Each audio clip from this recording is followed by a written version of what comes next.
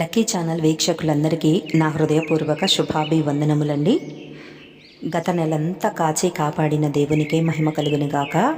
ఈ నెలంతా కూడా కాచి కాపాడుతున్న దేవునికి స్తుతులు స్తోత్రములండి. ఈరోజు దేవుని వాగ్దానము యెషయా గ్రంథం 9వ అధ్యాయము 7వ వచనము.